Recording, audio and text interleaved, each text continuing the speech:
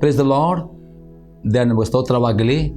ಬಿಡುಗಡೆ ಸಂದೇಶ ಕಾರ್ಯಕ್ರಮಕ್ಕೆ ನಾನು ನಿಮ್ಮೆಲ್ಲರನ್ನು ಯೇಸು ಕ್ರಿಸ್ತನ ನಾಮದಲ್ಲಿ ಸ್ವಾಗತಿಸ್ತೇನೆ. ನಾವು ಪ್ರಾರ್ಥನೆ ಮಾಡೋಣ. ಪರಲೋಕದಲ್ಲಿರೋ ತಂದೆ ದೇವರೇ, ಯೇಸು ಕ್ರಿಸ್ತನ ನಾಮದಲ್ಲಿ ನಾವು ನಿನ್ನ ಪಾದ ಸನ್ನಿಧಾನಕ್ಕೆ ನಾವು ಬಂದಿದ್ದೇವೆ. ನಿನ್ನ ವಾಕ್ಯವನ್ನು ಧ್ಯಾನ ಮಾಡೋದಕ್ಕೋಸ್ಕರವಾಗಿ ಈ ವಾಕ್ಯಗಳನ್ನು ನಿನ್ನ ಪವಿತ್ರಾತ್ಮನಲ್ಲಿ ಅಭಿಷೇಕಿಸು. ಪವಿತ್ರಾತ್ಮ ನಾನು ನಿನ್ನನ್ನು ಸ್ವಾಗತಿಸ್ತೇನೆ. ನಮ್ಮ ಒಳ್ಳೆಯ ಬೋಧಕನಾಗಿದ್ದುಕೊಂಡು ಇವತ್ತಿನ ಸಂದೇಶದ ಮುಖಾಂತರವಾಗಿ ನಿನ್ನ ಸಂಗಡ ಮಾತನಾಡುವ ಪವಿತ್ರಾತ್ಮನೇ, ಈ ವಾಕ್ಯ ಕೇಳುವ ಪ್ರತಿಯೊಂದು ಆತ್ಮಗಳಿಗೆ ಜೀವವನ್ನು, ಪ್ರೋತ್ಸಾಹವನ್ನು, ಭಕ್ತಿ ಅಭಿವೃದ್ಧಿಯನ್ನು ಮತ್ತು ಬಿಡುಗಡೆಯನ್ನು ಉಂಟು ಮಾಡಿ ನಾನು ಬೇಡಿಕೊಳ್ತೇನೆ ಯೇಸು ಕ್ರಿಸ್ತನ ನಾಮದಲ್ಲಿ, ಆಮೇನ್. ಇವತ್ತೊಂದು ಧ್ಯಾನ ಮಾಡ್ತೇವೆ ಕೀರ್ತನೆ ಪುಸ್ತಕ 36 ಅದರಲ್ಲಿ 5ನೇ ವಾಕ್ಯ. ಯೆಹೋವನೇ, ನಿನ್ನ ಪ್ರೀತಿಯು ಆಕಾಶದಷ್ಟು ಉನ್ನತವಾಗಿದೆ, ನಿನ್ನ ನಂಬಿಗಸ್ತಿಕೆಯು ಮೇಘ ಮಾರ್ಗವನ್ನು ಮುಟ್ಟುತ್ತದೆ.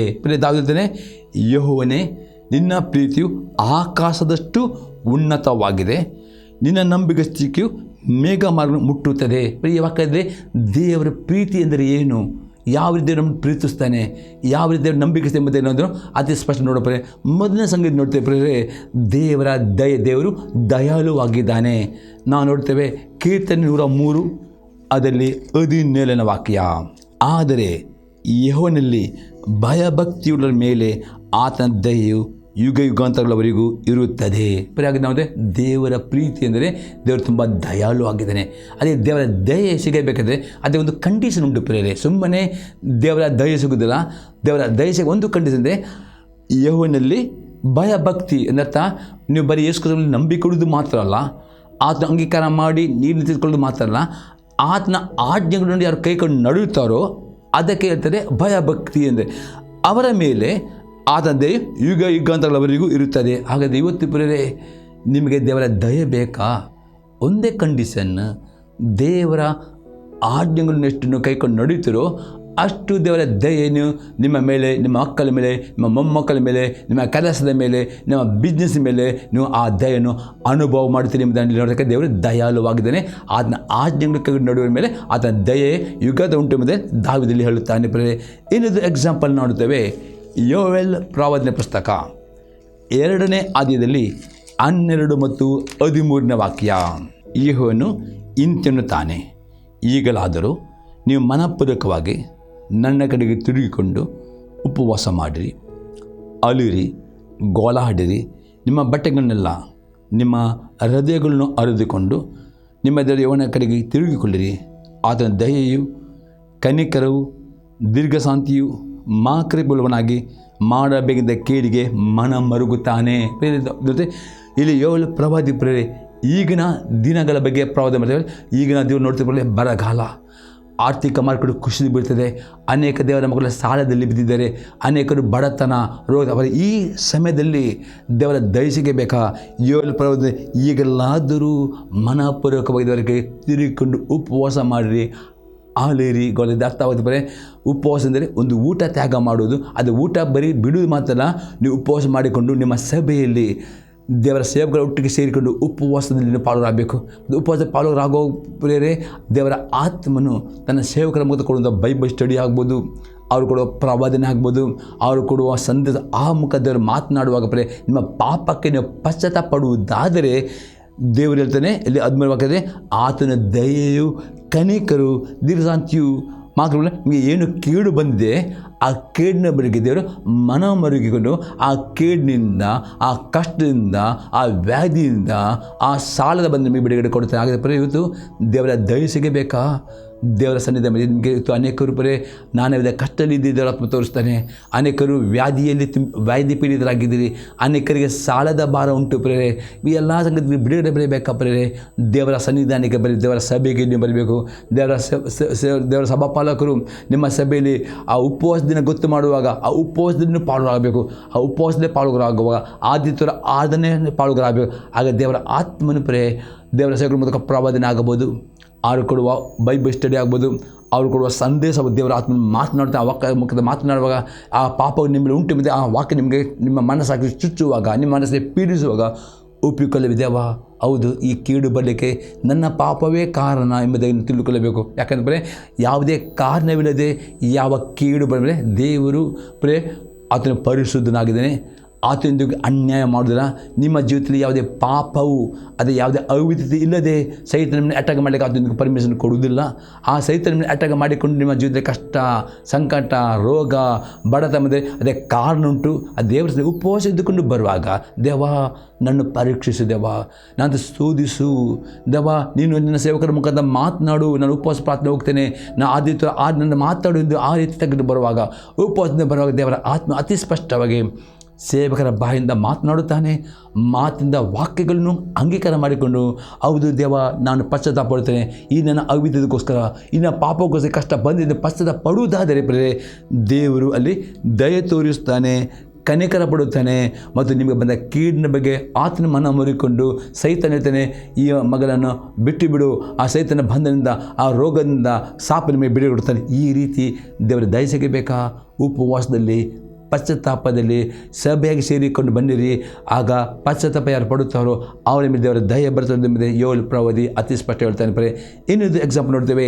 ತೀತನಿಗೆ ಬರೆದ ಪತ್ರಿಕೆ 3ನೇ ಅಧ್ಯಾಯದಲ್ಲಿ 4ರಿಂದ 7ನೇ ವಾಕ್ಯ ತನಕ.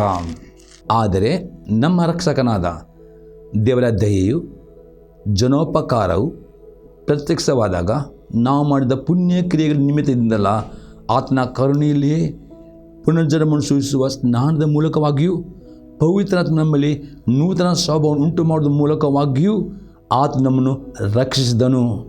ನಾವು ನಮ್ಮ ರಕ್ಷಕನಾದ ಯೇಸು ಕ್ರಿಸ್ತನ ಕೃಪೆಯಿಂದ ನೀತಿವಂತರೆಂಬ ನಿರ್ಣಯಿಸಲ್ಪಟ್ಟು ನಿತ್ಯ ಜೀವಿತ ನಿರೀಕ್ಷೆಯನ್ನು ಪಡೆದು ಅದೇ ಬಾಧ್ಯರಾಗುವಂತೆ ದೇವರು ಆತ್ಮನ ಮೂಲಕ ಪವಿತ್ರಾತ್ಮನನ್ನು ನಮ್ಮ ಮೇಲೆ ಸಮೃದ್ಧಿಗೆ ಸುರಿಸಿದನು. ಇದು ನಂಬತಕ್ಕ ಮಾತಾಗಿದೆ. ಆಮೇಲೆ ಅತಿ ಸ್ಪಷ್ಟ ತೀತನ ಮುಖಾಂತರ ಇವತ್ತು ನೀವು ಆ ನಿತ್ಯ ನರಕದ ಬೆಂಕಿಯಿಂದ ನಿಮಗೆ ರಕ್ಷಣೆ ಸಿಗಬೇಕಾ? ಇದೆ ಒಂದೇ ಕಂಡೀಷನ್. ಯೇಸು ಕ್ರಿಸ್ತನು 2024 ವರ್ಷದ ಮೊದಲು ಈ ಬುಡಕ್ಕೆ ಬಂದು ನಿಮ್ಮ ಪಾಪಗಳಿಗೋಸ್ಕರ ಕಲ್ವರಿ ಕ್ರೂಜಲ್ಲಿ ತನ್ನ ರಕ್ತವನ್ನು ಕೊಟ್ಟಿದ್ದಾನೆ, ತನ್ನ ಜೀವವನ್ನು ಕೊಟ್ಟಿದ್ದಾನೆ. ಸತ್ತು ಮೂಲ ಜೀವಿತ ಇದ್ದುಕೊಂಡು ಪರಲೋಕದಲ್ಲಿ ತಂದೆಯ ಬಳಿ ಕುಳಿತುಕೊಂಡು ನಿಮಗೋಸ್ಕರ ತನು ವಿಜ್ಞಾಪನೆ ಮಾಡ್ತಾನೆ. ಈ ಸತ್ಯವನ್ನು, ಈ ಸುವ ನಂಬಿಕೊಂಡು, ಯೇಸುವೆ ನಾನು ಪಾಪಿಯಾಗಿದ್ದೇನೆ, ನನ್ನ ಪಾಪವನ್ನು ಕ್ಷಮಿಸುವೆ, ನೀನು ನನ್ನ ಆತ್ಮದಲ್ಲಿ ಬಾ, ನಿನ್ನ ಕರ್ತನು ನನ್ನ ಒಡೆಯನೆಂಬುದಾಗಿ ನಾನು ನಂಬುತ್ತೇನೆ, ನನ್ನ ಬಾಯಿಂದ ಪ್ರತಿಜ್ಞೆ ಮಾಡ್ತೇನೆ, ಯೇಸುವೆ ನನ್ನ ಕರ್ತ ಒಡೆಯನು. ಈ ರೀತಿ ನೀವು ಯೇಸು ಕ್ರಿಸ್ತನನ್ನು ನಿಮ್ಮ ಹೃದಯದಿಂದ ನಂಬಿ, ನಿಮ್ಮ ಕರ್ತ ಒಡೆಯನು ನಂಬಿ, ನಿಮ್ಮ ಪಾಪನ ಒಪ್ಪಿಗೆಯನ್ನು ಅರಿಕೆ ಮಾಡಿ ಅದು ಅಂಗೀಕಾರ ಮಾಡುವುದಾದರೆ ದೇವರು ತನ್ನ ಕೃಪೆಯಿಂದ, ನಿಮ್ಮ ಯಾವ ಪುಣ್ಯಕ್ರಿಯೆಗಳಿಂದಲ್ಲ ಆತನ ಕೃಪೆಯಿಂದ ನಿಮ್ಮೆಲ್ಲ ಪಾಪಗಳನ್ನು ಆತನ ಶುದ್ಧೀಕರಿಸ್ತಾನೆ, ಪಾಪಗಳು ಶ್ರಮಿಸ್ತಾನೆ. ಆನಂತರ ನೀವು ನೀರಿನಲ್ಲಿ ಮುಳುಗಿ ದೇಶ ಅಂತ್ಯಕೊಳ್ಳಲು ಅತಿ ಅಗತ್ಯವಾಗಿದೆ. ಈ ರೀತಿ ನೀರಿನ ಮುಳುಗಿ ತಿಳಿದುಕೊಳ್ಳುವಾಗ ಪವಿತ್ರ ಆತ್ಮನು ನಿಮ್ಮನ್ನು ಪ್ರೇರೆ ಆ ಒಂದು ರಕ್ಷಣೆಗೆ ಆತನು ನಡೆಸಿಕೊಂಡು ಹೋಗ್ತಾನೆ. ನಿಮ್ಮ ಜೀವಿತದಲ್ಲಿ ಆತನು ಪ್ರೇರೆ ನಿಮಗೆ ನಿಮ್ಮ ಆತ್ಮನ ಆತನು ಆ ಮುದ್ರೆ ಹಾಕ್ತಾನೆ, ರಕ್ಷಣೆಯ ಮುದ್ರೆ ನಿಮ್ಮಲ್ಲಿ ಹಾಕ್ತಾನೆ, ನಿಮ್ಮ ಜೀವದ ಪಟ್ಟಿ ಬರೆದಿಡ್ತಾನೆ. ಮತ್ತು ಅವರ ಆತ್ಮನ ಮುಖಾಂತರ ದೇವರು ನಿಮ್ಮನ್ನು ಪರಿಶುದ್ಧ ಮಾಡಿಕೊಂಡು ನೀತಿವಂತ ಮಾಡಿಕೊಂಡು ಆತ ನಿಮಗೆ ನಿತ್ಯ ಜೀವನ ಕೊಡುತ್ತಾನೆ. ಆಗಿದೆ ಇವತ್ತು ಪ್ರೇರೆ ಅತಿ ದೊಡ್ಡ ಭಾಗ್ಯ, ಅತಿ ದೊಡ್ಡ ದಯೆ ಬೇಕು ನೀವು ಸತ್ತು ಹೋದ ನಂತರ ಎಲ್ಲಿಗೆ ಹೋಗ್ತೀರಿ ಎಂಬ ತಿಳಿವಳಿಕೆ ನಿಮಗೆ ಬೇಕಾಗಿದೆ. ಪ್ರತಿಯೊಬ್ಬ ಮನುಷ್ಯನಿಗೆ ಸಾವು ಉಂಟು ಸತ್ತ ನಂತರ ಅವನಿಗೆ ಏನು ಉಂಟು ಅಂದರೆ ಪ್ರತಿಯೊಬ್ಬ ಮನುಷ್ಯರಿಗೆ ದೇವರ ಆತ್ಮ ಕೊಟ್ಟಿದ್ದಾನೆ. ಶರೀರ ಸಾಯುತ್ತದೆ, ಶರೀರ ಸಾಯುತ್ತೆ, ಅದೇ ಆತ್ಮಗೆ ಸಾವಿಲ್ಲ. ಅದೊಂದೇ ಪರಲೋಕಕ್ಕೆ ಹೋಗಬೇಕು, ಅಥವಾ ಒಂದೇ ನರಕ ಹೋಗಬೇಕು. ಆದರೆ ಪರಲೋಕ ನರಕ ಎರಡೂ ನಿಮ್ಮ ಮುಂದೆಗಡೆ ಉಂಟು ಎಂದು ತಿಳಿದುಕೊಳ್ಳಿರ್ತಾರೆ. ಇವತ್ತು ನಿಮಗೆ ನರಕ ಎಂದರೆ ಬೆಂಕಿಯ ಸಮುದ್ರ, 20 ಗಂಟೆ ಆ ನರಕದಲ್ಲಿ ಬೆಂಕಿ ಉಂಟು. ಅಲ್ಲಿಗೆ ಹೋದವನು ಪುನಃ ತಿರುಗಿ ಅವನಿಗೆ ಸ್ವರ್ಗಕ್ಕೆ ಹೋಗ್ಲಿಕ್ಕೆ ಆಗುವುದಿಲ್ಲ ಆದರೆ ಸ್ವರ್ಗಕ್ಕೆ ಹೋಗಬೇಕಾದ್ರೆ ಯೇಸು ಕ್ರಿಸ್ತ ಹೇಳ್ತಾರೆ, ನಾನೇ ಮಾರ್ಗ, ನಾನೇ ಸತ್ಯ, ನಾನು ನೋಡ್ತೇವೆ, ಯಾರು ಪರಲೋಕ ಹೋಗ್ಲಿ ಆಗೋದಕ್ಕೋಸ್ಕರ ಇಲ್ಲಿ ತೀತನಿಗೆ ಅಪ್ಪಸ್ಕೊಳ್ತಾನೆ, ನೀವು ಯಾವಾಗ ಯೇಸು ಕ್ರಿಸ್ತನು ನಿಮ್ಮ ಪಾಪಗಳಿಗೋಸ್ಕರ ರಕ್ತ ಕೊಟ್ಟಿದ್ದಾನೆ ಎಂದು ನಂಬಿಕೊಂಡು ಆತನ ಅಂಗೀಕಾರ ಮಾಡಿ ನಿಮ್ಮಲ್ಲಿ ಒಪ್ಪಿಕೊಂಡು ನೀರಿನ ಮುಳುಗಿ ತಿಳಿದುಕೊಳ್ಳುತ್ತಾರೆ. ಯೇಸು ಕ್ರಿಸ್ತನು ತನ್ನ ಕೃಪೆಯಿಂದ ಆತನ ರಕ್ತ ನಿಮ್ಮ ಎಲ್ಲ ಪಾಪವನ್ನು ಶುದ್ಧೀಕರಿಸ್ತಾನೆ, ಪಾಪಗಳನ್ನು ಶ್ರಮಿಸ್ತಾನೆ, ಮತ್ತು ನಿಮಗೆ ಆತನ ಪವಿತ್ರಾತ್ಮನ ಕೊಡುತ್ತಾನೆ. ಆ ಪವಿತ್ರಾತ್ಮನು ನಿಮಗೆ ನೂತನ ಜೀವಿತಕ್ಕೆ ನಡೆಸಿಕೊಂಡು ನಿಮ್ಮ ಜೀವಿತವನ್ನು ರೂಪಿಸಿಕೊಂಡು ನಿಮ್ಮನ್ನು ಪರಿಶುದ್ಧ ಮಾಡಿಕೊಂಡು ನಿಮಗೆ ನಿತ್ಯ ಜೀವಕ್ಕೆ ಸೇರಿಸ್ತಾನೆ. ಇದು ದೊಡ್ಡ ಒಂದು ದಯೆ ಆಗಿದೆ. ಈ ದಯೆ ಹೊಂದುವುದಾದರೆ ನಿಮಗೆ ಲೋಕದಲ್ಲಿ ಜೀವನ ಒಂದು ನಿರೀಕ್ಷೆ ಉಂಟು. ಯಾಕಂದರೆ ಲೋಕವು ಇಲ್ಲಿ ನಿಮ್ಮ ಅಂತ್ಯವಲ್ಲ, ಸತ್ತು ಹೋದಂಥ ಪುನಃ ಜೀವನ ಉಂಟು. ಅದು ಸ್ವರ್ಗದಲ್ಲಿ ಜೀವನ ಕಳೆಯಬೇಕಾದರೆ ಪೌಲ ಹೇಳ್ತಾನೆ, ಯೇಸು ಕ್ರಿಸ್ತ ನಂಬಿಕೆ ಇಟ್ಟುಕೊಂಡು ನೀಡಿ ಮುಡಿ ತಂದುಕೊಂಡು ಅವರಿಗೆ ಪವಿತ್ರ ಮುಖಾಂತರ ದೇವರು ನಿತ್ಯ ಜೀವನ ಕೊಡುತ್ತಾನೆ. ಯಾವ ಪುಣ್ಯಕ್ರಿಯೆಗಳಿಂದಲ್ಲ, ಆತನ ಕೃಪೆಯಿಂದ ಪ್ರೇರೆ. ಅದು ಈ ಕೃಪೆ ಸಿಗಬೇಕಾದ ಒಂದು ಕಂಡೀಷನ್, ಯೇಸು ಕ್ರಿಸ್ತ ಇವತ್ತು ನಂಬಿರಿ. ನಿಮಗೆ ಪಾಪ ಪರಿಹಾರ ಇಲ್ಲದೆ ರಕ್ತದಲ್ಲಿ ಪಾಪ ಪರಿಹಾರ, ನೀವು ಪಾಪ ಪರಿಹಾರ ಆಗಬೇಕಾ? ಅದೇ ರಕ್ತ ಬೇಕು. ಆ ರಕ್ತ ಯೇಸು ಒಬ್ಬನೇ ಕೊಟ್ಟಿದ್ದಾನೆ. ಆ ರಕ್ತ ನಿಮಗೆ ಸಿಗಬೇಕಾ? ಯೇಸು ಕ್ರಿಸ್ತನು ಕರ್ತನ ಒಡೆಯುವುದಾಗಿ ಅದನ್ನು ನಂಬಬೇಕು, ಆತ ಅಂಗೀಕಾರ ಮಾಡಬೇಕು, ಅಷ್ಟು ನೀಡಿ ಮುಡಿ ದೀಕ್ಷೆ ಅಂತಕೊಳ್ಳಬೇಕು, ಕರ್ತನ ಸಭೆಯಲ್ಲಿ ಸೇರಬೇಕು. ಆಗ ದೇವರ ಆತ್ಮನು ಈ ಕೃಪೆ ಕೊಡುತ್ತಾನೆ, ಆತನು ನೀತಿವಂತ ಮಾಡ್ತಾನೆ ಮತ್ತು ನಿತ್ಯ ಜೀವಕ್ಕೆ ನಿಮ್ಮ ಸೇರಿಸುವನು ಆಗಿದ್ದಾನೆ. ಇದು ದೇವರ ದಯೆ ಆಗಿದೆ. ಎರಡನೇ ಸಂಗತಿ, ದೇವರ ಕನಿಕರ. ವಿಮೋಚಕನ ಪುಸ್ತಕ 2ನೇ ಅಧ್ಯಾಯದಲ್ಲಿ 23ರಿಂದ 25ನೇ ವಾಕ್ಯ ತನಕ, ಈ ಮೇರೆಗೆ ಬಹಳ ದಿನಗಳು ಕಳೆದ ಮೇಲೆ ಐಗುಪ್ತ ದೇಶದ ಅರಸನು ಸತ್ತನು. ಇಸ್ರಾಯೇಲರು ತಾವು ಮಾಡಬೇಕಾದ ಬಿಟ್ಟಿ ಕೆಲಸಕ್ಕಾಗಿ ನಿಟ್ಟುಸಿರು ಬಿಟ್ಟು ಗೋಳಾಡುತ್ತಿದ್ದರು. ಆ ಗೋಳು ದೇವರಿಗೆ ಮುಟ್ಟಿತು. ದೇವರು ಅವರ ನರಳಾಟವನ್ನು ಕೇಳಿ ತಾನು ಅಬ್ರಹಾಮ, ಇಸಾಕ, ಯಾಕೋಬರಿಗೆ ಮಾಡಿದ ವಾಗ್ದಾನವನ್ನು ನೆನಪಿ ತಂದುಕೊಂಡು ಇಸ್ರಾಯೇಲ್ ನೋಡಿ ಅವರಲ್ಲಿ ಲಕ್ಷ್ಯವಿಟ್ಟು ಪ್ರಿಯರೇ, ಇದು ದೇವರ ಕನಿಕರ ನಿಮಗೆ ಸಿಗ್ತದ ಒಂದೇ ಕಂಡೀಷನ್, ಪ್ರಾರ್ಥನೆ ಮಾಡಬೇಕು ಪ್ರೇರೆ. ಹೌದು, ನಿಮಗೆ ಅನೇಕ ಇವತ್ತು ಈ ಟೀಮ್ ನೋಡೋರು ಅನೇಕ ನಿಮಗೆ ಕಷ್ಟಗಳಿರ್ಬೋದು, ರೋಗಗಳಿರ್ಬೋದು, ಬಡತನ ಇರಬಹುದು, ಸಾಲ ಇದೆಲ್ಲ ಬಿಡುಗಡೆ ಬೆಳಬೇಕು. ನೋಡಿ, ಇಲ್ಲಿ ಇಸ್ರಾಯೇಲ್ ಜನರು ಪ್ರೇರೆ ಐಗುಪ್ತ ಅರಸನ ಅವ್ರ ಮೇಲೆ ಬಿಟ್ಟಿ ಕೆಲಸಕ್ಕೆ ಅವರು ನಡೆಸಿದರು. ಈ ಕೆಲಸದಲ್ಲಿ ಅವರು ಒತ್ತಡ ಮೇಲೆ ಒತ್ತಡ ಇತ್ತು ಪ್ರೇರೆ. ಅವರಿಗೆ ಬಿಡಿ ಅವರು ಆ ಬಿಟ್ಟಿಗೆಲ್ಲ ಮಾಡುವಾಗಲೂ ಸಹ ದೇವರಿಗೆ ಆಗಿದ್ದು ಪ್ರೇರೆ. ಇವತ್ತು ಪ್ರಾರ್ಥನೆ ಮಾಡಬೇಕು. ಯಾವಾಗನ್ನು ಉತ್ತರ ಬರೋ ತನಕ ಬಿಡುಗಡೆ ಸಿಗುತ್ತೆ ಎಡೆಬಿಡದೆ ಬೇಸರಗೊಳ್ಳದೆ ಪ್ರಾರ್ಥನೆ ಮಾಡಿ 100% ಯೇಸು ಕ್ರಿಸ್ತನ ಹೆಸರಿನಲ್ಲಿ ತಂದೆದ ದೇವತೆ ಪ್ರಾರ್ಥನೆ. ಇವತ್ತು ನೀವು ಪ್ರಾರ್ಥನೆ ಮಾಡಬೇಕಾದ್ರೆ ಯೇಸು ಕ್ರಿಸ್ತನ ನೀವು ನಂಬಬೇಕು, ಆತನ ಅಂಗೀಕಾರ ಮಾಡಬೇಕು. ಆವಾಗ ನಿಮಗೆ ದೇವರ ಮಕ್ಕಳಾಗುವ ಅಧಿಕಾರ ಇದೆ. ಆ ದೇವರ ಮಕ್ಕಳ ಅಧಿಕಾರ ಹೊಂದಿದ್ದವರು ಪ್ರಿಯರೇ, ಯೇಸು ಕ್ರಿಸ್ತನ ಹೆಸರಿನಲ್ಲಿ ತಂದೆ ದೇವರ ಪ್ರಾರ್ಥನೆ ಮಾಡಿದ್ರೆ ತಂದೆ ದೇವರು ಪರಲೋಕದಿಂದ ನಿಮ್ಮ ಪ್ರಾರ್ಥನೆ, ನಿಮ್ಮ ನರಳಾಟವನ್ನು ಹಿಡಿಕೊಂಡು, ನಿಮ್ಮ ಲಕ್ಷ್ಯವಿಟ್ಟುಕೊಂಡು ನಿಮಗೆ ಬಂದ ಕಷ್ಟದಿಂದ, ಸಾಲದ ಬಂಧದಿಂದ ಬಿಡುಕೊಡುತ್ತಾನೆ. ಯಾಕೆ ನಮ್ಮ ದೇವರು ಕನಿಕರನು. ಆದರೆ ಆ ಉತ್ತರ ಬರುವ ತನಕ ಪ್ರೇರೆ ಎಡೆಬಿಡದೆ ಬೇಸರಗೊಳ್ಳದೆ ನಮಗೆ ಪ್ರಾರ್ಥನೆ ಮಾಡಿದರೆ 100% ದೇವರು ಕನಿಕರ ತೋರಿಸ್ತಾನೆ. ಅದು ಹೇಗೆ ಎಂಬುದನ್ನು ನೋಡೋಪ್ರೆ ವಿಮೋಚಕನ ಪುಸ್ತಕ 3ನೇ ಅಧ್ಯಾಯದಲ್ಲಿ 7ರಿಂದ 9ನೇ ವಾಕ್ಯ ತನಕ, ಆಗ ಯೆಹೋವನು ಐಗುಪ್ತ ದೇಶದಲ್ಲಿರುವ ನನ್ನ ಜನರ ದುರವಸ್ಥೆ ನೋಡಿದ್ದೇನೆ. ಬಿಟ್ಟಿ ಮಾಡಿಸುವವರ ವಿಷಯದಲ್ಲಿ ಅವರಿಟ್ಟ ಮೊರೆಯು ನನಗೆ ಕೇಳಿಸಿತು. ಅವರ ದುಃಖವನ್ನೆಲ್ಲ ನಾನು ಬಲ್ಲೆನು. ಆದ ಕಾರಣ ಅವನ್ನು ಐಗುಪ್ತರ ಕೈಯೊಳಗಿಂದ ತಪ್ಪಿಸೋದಕ್ಕೂ ಆ ದೇಶದಿಂದ ಬಿಡಿಸಿ ಹಾಲು ಜೇನು ಹರಿಯುವ ವಿಸ್ತಾರವಾದ ಒಳ್ಳೆಯ ದೇಶಕ್ಕೆ, ಅಂದರೆ ಕಾನಾನ್ಯರು, ಹಿತ್ತಿಯರು, ಅಮೋರಿಯರು, ಪೆರಿಜಿಯರು, ಈವಿಯರು, ಎಬೂಜಿಯರು ವಾಸವಾಗುವ ದೇಶಕ್ಕೆ ನಡೆಸಿಕೊಂಡು ಹೋಗುವುದಕ್ಕೂ ಇಳಿದು ಬಂದಿದ್ದೇನೆ. ಈಗ ಕೇಳು, ಇಸ್ರಾಯೇಲ್ ಕೂಗು ನನಗೆ ಮುಟ್ಟಿತು.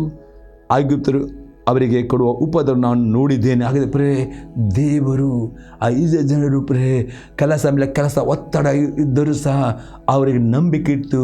ದೇವರೊಬ್ಬನೇ ಈ ಕಷ್ಟದಿಂದ, ಈ ಬಾಧೆಯಿಂದ ಬಿಡುಗಡೆ ಕೊಡು. ಹಾಗೆ ಇವತ್ತು ಪ್ರೇರೆ ನಿಮಗೆ ಏನೇ ಕಷ್ಟ ಇರಬಹುದು, ಏನೇ ಸಮಸ್ಯೆ ಇರಬಹುದು, ಬೇರೆ ನಂಬಿಕೆ ಇಡ್ರಿ.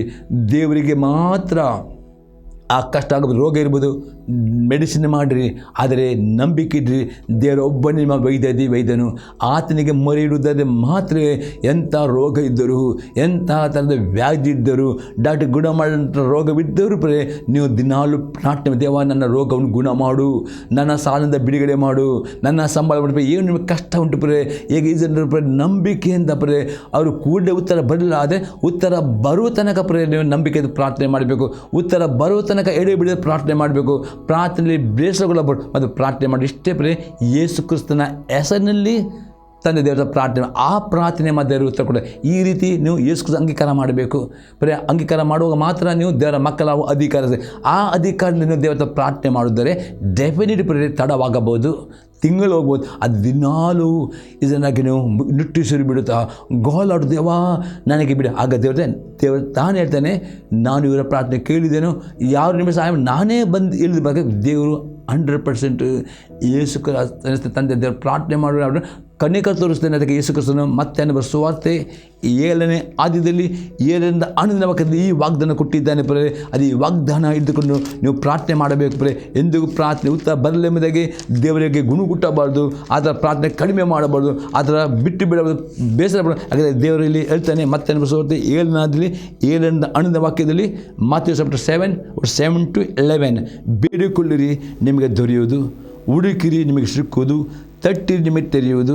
ಯಾಕೆಂದರೆ ಬೇಡಿಕೊಳ್ಳುವ ಪ್ರತಿಯೊಬ್ಬನು ಹೊಂದುವನು, ಹುಡುಕುವವನಿಗೆ ಸಿಕ್ಕುವುದು, ತಟ್ಟುವವನಿಗೆ ತೆರೆಯುವುದು. ನಿಮ್ಮಲ್ಲಿ ಯಾವನಾದರೂ ರೊಟ್ಟಿ ಕೇಳುವ ಮಗನಿಗೆ ಕಲ್ಲನ್ನು ಕೊಡುವನೇ? ಮೀನು ಕೇಳಿದರೆ ಅವನು ಕೊಡುವನೇ? ಹಾಗಾದರೆ ಕೆಟ್ಟವರ ನೀವು ನಿಮ್ಮ ಮಕ್ಕಳಿಗೆ ಒಳ್ಳೆಯ ಪದಾರ್ಥವನ್ನು ಕೊಡಬಲ್ಲವರಾದರೆ ಪರಲೋಕದಲ್ಲಿ ನಿಮ್ಮ ತಂದೆಯು ತನ್ನನ್ನು ಬೇಡಿಕೊಳ್ಳುವವರಿಗೆ ಎಷ್ಟೋ ಹೆಚ್ಚಾಗಿ ಒಳ್ಳೆಯವರನ್ನು ಕೊಡವನಲ್ಲವೇ? ಅತಿ ಸ್ಮರಿಸಿಕೊಳ್ಳಿ, ಬೇಡಿಕೊಳ್ಳಿರಿ ನಿಮಗೆ ದೊರೆಯುವುದು, ಹುಡುಕಿರಿ ಸಿಕ್ಕು, ತಟ್ಟಿರಿ. ಇದೆ ನಿರಂತರವೂ ಪ್ರಾರ್ಥನೆ ಮಾಡಬೇಕು, ಇನ್ನೂ ಆಳವಾಗಿ ಪ್ರಾರ್ಥನೆ, ಇನ್ನೂ ಪ್ರಾರ್ಥನೆ ಮಾಡಬೇಕು. ಆಗ 100% ಈ ನಂಬಿಕೆಯಿಂದ ಈ ವಾಗ್ದಾನ ಉಂಟು. ಯೇಸು ತಂದೆ ಏನು ಬೇಡಿಕೊಂಡಿರ್ತಾರೋ ಡೆಫಿನೆಟ್ ನಿಮಗೆ ಎಂಥ ಕಷ್ಟ ಇರಬಹುದು, ಎಂಥ ಸಮಸ್ಯೆ ಇರ್ಬೋದು, ಎಂಥ ಸಾಲ ಬಂಧನ ಇರ್ಬೋದು, 100% ದೇವರು ಕನ್ನಿಕರ ಪ್ರಾರ್ಥನೆ ಮಾಡಬೇಕು. ಕನ್ನಿಕರ ತೋರಿಸಿಕೊಂಡು ಆತನು ನಿಮಗೆ ಸಹಾಯ ಮಾಡ್ತಾನೆ, ಅದು ಬಿಡುಕೊಡುತ್ತಾನೆ. ಇದು ದೇವರ ಕನ್ನಿಕರವಾಗಿದೆ. 3ನೇ ಸಂಗತಿ, ದೇವರು ಸಹನೆ. ದೇವರು ತುಂಬ ಸಹನೆ ಉಳ್ಳವನಾಗಿದ್ದಾನೆ. ನಾನು ನೋಡ್ತೇವೆ ರೋಮ ಪತ್ರಿಕೆ 2ನೇ ಆದ್ಯದಲ್ಲಿ 4ರಿಂದ 11ನೇ ವಾಕ್ಯ ತನಕ, ಆತನ ಅಪಾರವಾದ ದಯ, ಸಹನ, ದೀರ್ಘಶಾಂತಿ, ಅಸಡ್ಡೆ ಮಾಡಿದ್ರೆ ದೇವರು ದಯಾಳು, ತುಂಬ ಸಹನೆ, ತುಂಬ ರೀತಿಯಾದ ನಿಮ್ಮನ್ನು ಸಹಿಸುತ್ತಾನೆ. ಆದರೆ ಅಸಡೆ ಮಾಡಬಾರ್ದು. ಅವು ದೇವರು ನೀವು ಪಾಪ ಮಾಡಿದ ಕೂಡಲೇ ಶಿಕ್ಷೆ ಕೊಡುವುದಿಲ್ಲ. ತುಂಬ ಅದು ನಿಮ್ಮ ತಂದೆಯಾಗಿದ್ದಾನೆ. ತುಂಬ ಅದರಲ್ಲಿ ಅಪ್ಪಸಬಾರ್ದಾನೆ. ಆತ ಅಪರ ದಯ, ಸಹನ, ದೀರ್ಘಶಾಂತಿಯನ್ನು ಆಶ್ರಯ ಮಾಡುತ್ತೀಯಾ? ಮನಸ್ಸನ್ನು ಬೇರೆ ಮಾಡಿಕೊಳ್ಳುವುದಕ್ಕೆ ದೇವರ ಉಪಕಾರವನ್ನು ಪ್ರೇರಿಸ್ತದೆ. ನಿಮಗೆ ಗೊತ್ತಿಲ್ಲವೇ? ಹೌದು, ಇವತ್ತು ಅನೇಕ ದೇವರ ಮಕ್ಕಳು ಪಾಪ ಮಾಡುತ್ತಾರೆ. ದೇವರು ತುಂಬ ಕೃಪ. ಹೌದು ದೇವರು ತುಂಬ ಕೃಪಲು. ದೇವರು ಎಂದಿಗೂ ಪಾಪ ಮಾಡಿಕೊಂಡು ಶಿಕ್ಷೆ ಕೊಡುವುದಿಲ್ಲ. ಅದು ಹಾಗೆ ನೀವು ದೇವರು ಕೃಪಲು ಅಥವಾ ದೇವರ ಸಹನ ಉಳ್ಳವನೆಂಬುದಾಗಿ ನೀವು ಅದನ್ನು ಅಲಕ್ಷ್ಯ ಮಾಡಿ ಪಾಪ ಜೀವಿಸಬಾರದು. ಯಾಕೆ ದೇವರ ಸಹನೆ, ಯಾಕಂದರೆ ನೀವು ಪಾಪಕ್ಕೆ ಪಶ್ಚಾತ್ತಾಪ ಪಡಬೇಕು ಮತ್ತು ದೇವರು ನಿಮ್ಮ ಮೇಲೆ ಸಹನೆ ಉಳ್ಳವನಾಗಿದೆ ಎಂಬುದು ಅಪ್ಪಸ್ತಲನು ಇಲ್ಲಿ ಹೇಳುತ್ತಾನೆ ಪ್ರಿಯರೇ. ನಂತರ ನಾವು ನೋಡ್ತೇವೆ, ನೀನು ನಿನ್ನ ಮಡತನವನ್ನು ಪಶ್ಚಾತ್ತಾಪವಿಲ್ಲದ ಮನಸ್ಸನ್ನು ಅನುಸರಿಸುವುದರಿಂದ ನಿನಗೋಸ್ಕರ ದೇವರ ಕೋಪವನ್ನು ಕೂಡಿಟ್ಟುಕೊಳ್ಳುತ್ತಾ ಇದ್ದಿ. ಒಂದು ವೇಳೆ ದೇವರು ಕೂಡಲೇ ಶಿಕ್ಷೆ ಕೊಡೋದು, ಅದು ತುಂಬ ಸಮಯ ಅದೇ ತುಂಬ ಸಮಯ ಉಂಟು ಎಂಬುದಾಗಿ ನೀವು ಇನ್ನೂ ಕಠಿಣ ಪಾಪ ಜೀವಿಸುತ್ತಾದರೆ ಅಪ್ಪಸ್ತಲನು ಹೇಳ್ತಾನೆ, ದೇವರು ಎಷ್ಟು ಕೃಪಾಳು, ಎಷ್ಟು ದೀರ್ಘ, ಆದರೂ ನೀವು ಆ ಪಾಪದಲ್ಲಿ ನಿರಂತರ ಜೀವಿಸಿದರೆ ನೀವು ಕೋಪವನ್ನು ಕೂಡಿಕೊಳ್ಳುತ್ತೀರಿ ಎಂಬುದು ಅಪ್ಪಸ್ತಲನಲ್ಲಿ ಎಚ್ಚರಿಕೆ ಕೊಡುತ್ತಾನೆ ಪ್ರಿಯರೇ. ನಂತರ ಆತನು ಹೇಳ್ತಾನೆ, ದೇವರ ಕೋಪವು ನ್ಯಾಯ ತೀರ್ಪು ಪ್ರಕಟಿಸಬಾರದು. ಒಂದು ದಿನ ಉಂಟು, ಅದು ಯಾವಾಗ ಗೊತ್ತಿಲ್ಲವೇ? ಒಂದು ದಿನ ಉಂಟು. ನೀವು ಪಶ್ಚಾತ್ತಾಪ ಪಡೆದಿದ್ದರೆ ನಿಮಗೆ ಮಾಡಿದ ಪಾಪಕ್ಕೆ ಆತ ಕೋಪ ಬರುತ್ತದೆ, ದೇವರ ತೀರ್ಪು ಬರ್ತದೆ, ಪಾಪಕ್ಕೆ ಶಿಕ್ಷೆ ಬರ್ತದೆ. ಅದೇ ಎಚ್ಚರಿಕೆ ಕೊಡುತ್ತಾನೆ ಪ್ರಿಯರೇ. 6ನೇ ವಾಕ್ಯದಲ್ಲಿ, ಆದ ಪ್ರತಿಯೊಬ್ಬನಿಗೆ ಅವನವನ ಕೃತ್ಯಗಳಿಗೆ ತಕ್ಕ ಪ್ರತಿಫಲವನ್ನು ಕೊಡುವನು. ನೆನಪಿಕೊಳ್ಳಿ, ದೇವರ ಕೃಪಾವಳಿ ದೇವ ಅನೇಕ ದೇವರ ಮಕ್ಕಳು ಪಾಪಲ್ಲಿ ಜೀವಿಸ್ತಾರೆ, ವ್ಯಭಿಚಾರ ಮಾಡುತ್ತಾರೆ, ಕುಡಿಯುತ್ತಾರೆ, ನಾನಾ ರೀತಿಯಲ್ಲಿ ದೇವರ ಮಕ್ಕಳು ಯೇಸು ನಂಬಿಕೆ ಇರ್ತಾರೆ, ಅರಿಕೆ ಮಾಡ್ತಾರೆ, ಆದಿತ್ಯರ ಸಭೆಗೆ ಬರ್ತಾರೆ, ಅದೇ ಸೋಮವಾರ ಸಂಜೆ ನಾನಾ ರೀತಿಯ ಪಾಪ ಜೀವಿಸ್ತಾರೆ. ಆದಿತ್ಯರು ಮಾತ್ರ ಬಂದು ಆದಿತ್ಯರ ಸಂಡೇ ಕ್ರಿಶ್ಚಿಯನ್ ಆಗಿ ಅನೇಕರು ವರ್ತಿಸ್ತಾರೆ. ಅದೇ ಸೋಮವಾರ ಸಂಡೇ ಅವರು ಲೋಕದಲ್ಲಿ ಜೀವಿಸ್ತಾರೆ. ಈ ರೀತಿ ಮಾಡಬೇಡಿರಿ. ದೇವರ ಕೃಪಾವಳು ದೇವರು ಕೂಡಲೇ ಸಿಗ್ತದೆ. ಅದು ಒಂದು ದಿನ ನೀವು ಪಶ್ಚಾತ್ತಾಪ ಪಡೆದಿದ್ದರೆ ನಿಮ್ಮ ಪಾಪಕ್ಕೆ ತಕ್ಕ ಪ್ರತಿಫಲ ಹೊಂದುತ್ತೀರಿ ಎಂಬುದಾಗಿ ಇಲ್ಲಿ ಅಪ್ಪಸ್ತಲನಲ್ಲಿ ಎಚ್ಚರಿಕೆ ಕೊಡುತ್ತಾನೆ. ಯಾಕಂದರೆ ಆದ ಪ್ರತಿಯೊಬ್ಬನಿಗೆ ಅವನ ಕರ್ತವ್ಯಕ್ಕೆ ತಕ್ಕ ಪ್ರತಿಫಲ ಕೊಡುವನು.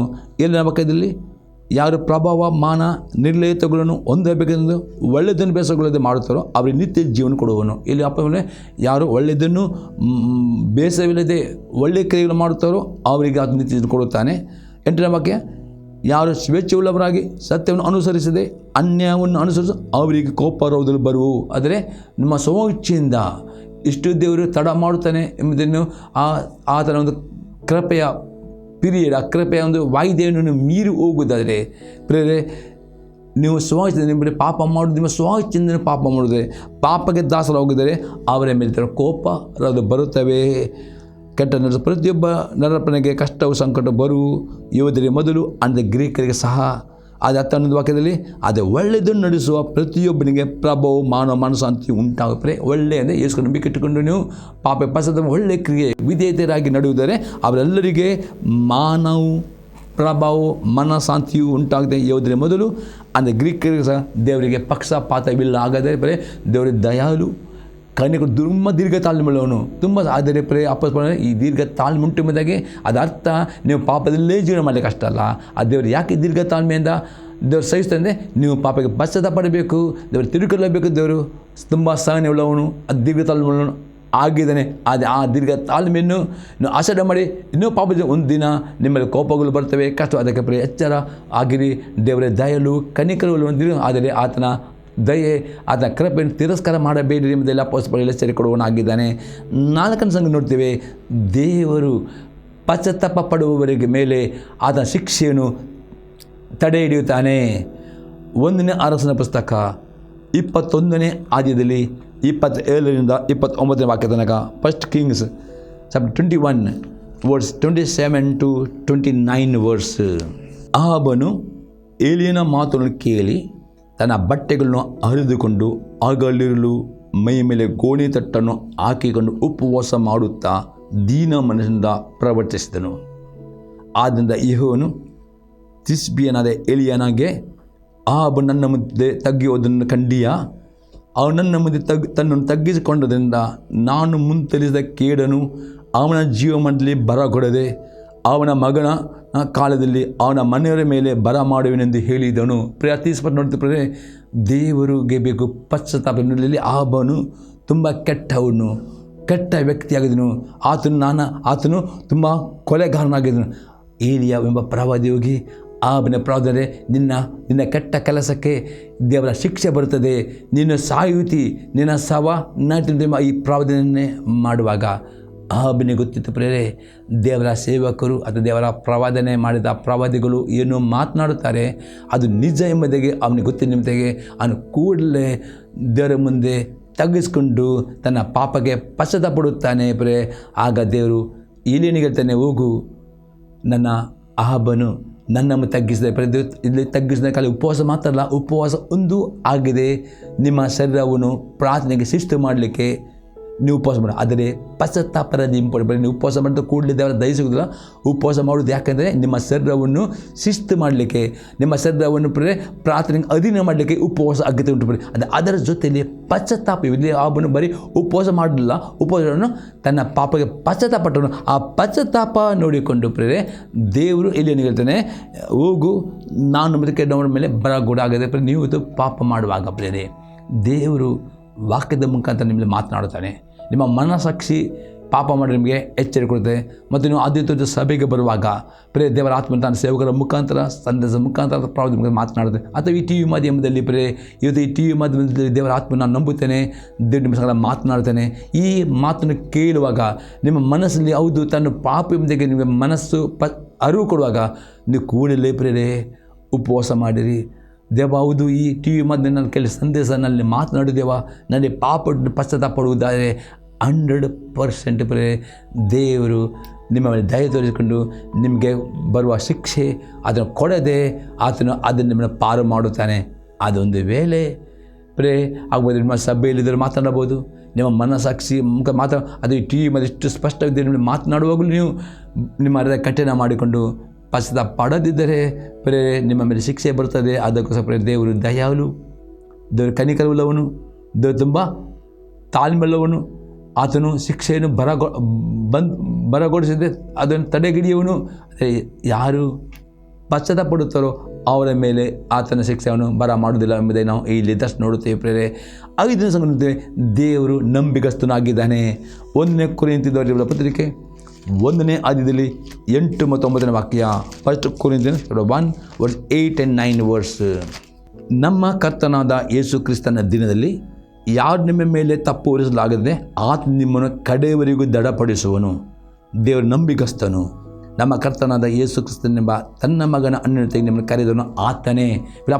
ಯೇಸು ನಂಬಿಗಸ್ತನು. ನೋಡ್ತೇವೆ, ಯಾರು ಯೇಸು ಕ್ರಿಸ್ತನನ್ನು ಕರ್ತನು ಓಡಿ ಅಂಗೀಕಾರ ಮಾಡಿ ನೀಡಿ ಮುಳಿ ತಿಳ್ಕೊಂಡು ಕರ್ತನ ಸಭೆ ಅನ್ಯತೆ ನಂಬಿಕಸ್ಥರಾಗುತ್ತಾರೋ ಅಂಥವರನ್ನು ದೇವರು ಆತನ ರ್ಯಾಪ್ಚರಿಗೆ ಅವರನ್ನು ದೇವರು ಪ್ರಿಪೇರ್ ಮಾಡ್ತಾನೆ. ಒಂದು ಅವರು ಪಾಪ ಜೀವಿಸಿದರು, ದೇವರು ಅವರನ್ನು ಶಿಕ್ಷೆಯ ಮುಖಾಂತರ ಅವರನ್ನು ತಿದ್ದಿಕೊಂಡು ಅವರನ್ನು ಪರಿಶುದ್ಧ ಮಾಡಿ ಆ ರ್ಯಾಪ್ಚರಿಗೆ ಅವನು ಸಿದ್ಧಪಡಿಸ್ತಾನೆ. ದೇವರು ಇಲ್ಲದೆ ಯೇಸು ಕ್ರಿಸ್ತ ನಂಬಿಕೆ. ಆದರೆ ನೀವು ಮಾತ್ರ ಯೇಸು ಕ್ರಿಸ್ತ ನಂಬಿಕೆ ಇಡಬೇಕು, ನೀಡಲಿ ಮುಳುಗಬೇಕು.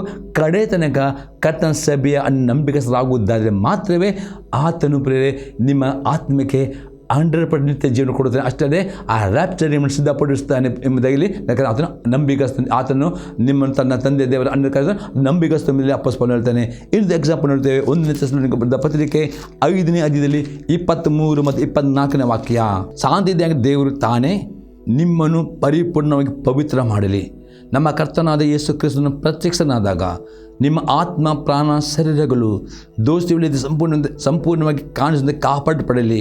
ನಿಮ್ಮನ್ನು ಕರೆಯುವ ನಂಬಿಕಸ್ತನು ಆತನ ಕಾರ್ಯವನ್ನು ಸಾಧಿಸುವನು. ಪೂರ್ಣ ಅಪೊಸ್ತಲನು ಹೇಳ್ತಾನೆ, ಆತನು ಇಲ್ಲಿ ಬಂದರೆ ಯೇಸು ಕ್ರಿಸ್ತನು ಟ್ರಿಬ್ಯುಲೇಷನ್ ಪ್ರಾರಂಭವಾಗುವ ಮೊದಲು ಅಥವಾ ಅಂತುಗಳ ಆಳ್ವಿಕೆ ಮೊದಲು ತನ್ನ ಸಭೆ ಎಂಬ ಮಧುರಗೀತೆಯನ್ನು ಪರಲೋಕ ಎತ್ತಿಕೊಂಡು ಹೋಗಲಿಕ್ಕೆ ಅದಕ್ಕೆ ಯೇಸುವಿನ ಪ್ರತ್ಯಕ್ಷತೆ, ಅದರ ರ್ಯಾಪ್ಚರ್ಗಳು. ಈ ರ್ಯಾಪ್ಚರ್ನಲ್ಲಿ ನಿಮಗೆ ಪಾಲ್ಗೊಳ್ಳಲು ಇಷ್ಟ ಇರುವುದರೆ ಅಪ್ಪಳ್ತಾನೆ, ನೀವು ದಿನಾಲು ಪ್ರಾರ್ಥನೆ ಮಾಡಬೇಕು. ದೇವ, ನಿನ್ನ ಯೇಸುವಿನ ಪ್ರತ್ಯಕ್ಷನ ಪಾಲ್ಗೊಳ್ಳೋದಕ್ಕೆ ನನ್ನ ಆತ್ಮ, ನನ್ನ ಪ್ರಾಣ, ನನ್ನ ಶರೀರ ದೋಷದಲ್ಲಿ ಕಾಪಾಡಬೇಕು ಅಂತ ದಿನ ಪ್ರಾರ್ಥನೆ ಮಾಡಿದ್ರೆ 100% ಇದು ಪ್ರಾರ್ಥನೆ ಮಾಡಿದ ಪ್ರತಿಯೊಬ್ಬರು ದೇವರು ಏನು ಮಾಡ್ತಾನೆ, ಆ ಯೇಸುವಿನ ಪ್ರತ್ಯಕ್ಷತೆಯಲ್ಲಿ ನೀವು ಪಾಲ್ಗೊಳ್ಳೋದಕ್ಕೆ ನಿಮ್ಮ ಆತ್ಮ ಪ್ರಾಣವನ್ನು ದೋಷದಲ್ಲಿ ಕಾಪಾಡೋದೇ ಆಗ್ತದೆ. ನಂಬಿಕಸ್ತನಾಗಬೇಕು. ಯೇಸು ಕ್ರಿಸ್ತನು ನಂಬಿಕಸ್ತನಾಗಬೇಕು.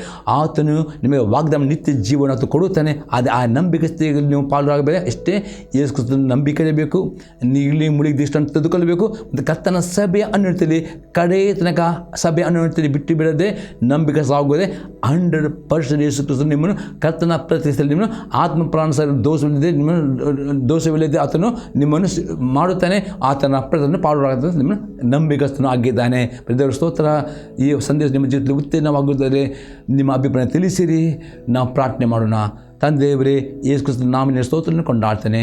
ಈ ಸಂದರ್ಭದ ಮುಖಾಂತರ ನೀನು ಮಾತನಾಡಿದೆ. ನಿನ್ನ ಪ್ರೀತಿ, ನಿನ್ನ ದಯೆ, ನಿನ್ನ ಕರುಣೆ, ನಿನ್ನ ತಾಳ್ಮೆ, ನಂಬಿಕಸ್ಥಿಕೆ, ಈ ನಿನ್ನ ಪ್ರೀತಿಯನ್ನು ನಿನ್ನ ಮಕ್ಕಳು ಅರ್ಥಕೊಳ್ಳುವಂತೆ, ನಿನ್ನ ಪ್ರೀತಿನವರು ಹೊಂದಿಕೊಳ್ಳುವಂತೆ, ಆ ಪ್ರೀತಿನವರು ಎಲ್ಲರಿಗೂ ನಿನ್ನ ಕೃಪೆಯಿಂದ ದಯಪಾಲಿಸಿ ನಾನು ಬಿಡುಕೊಳ್ತೇನೆ ಯೇಸು ಕ್ರಿಸ್ತನ ನಾಮದಲ್ಲಿ. ಆಮೇನ್. Praise the lord. ದೇವರು ನಿಮ್ಮನ್ನು ಆಶೀರ್ವಾದ ಮಾಡಲಿ.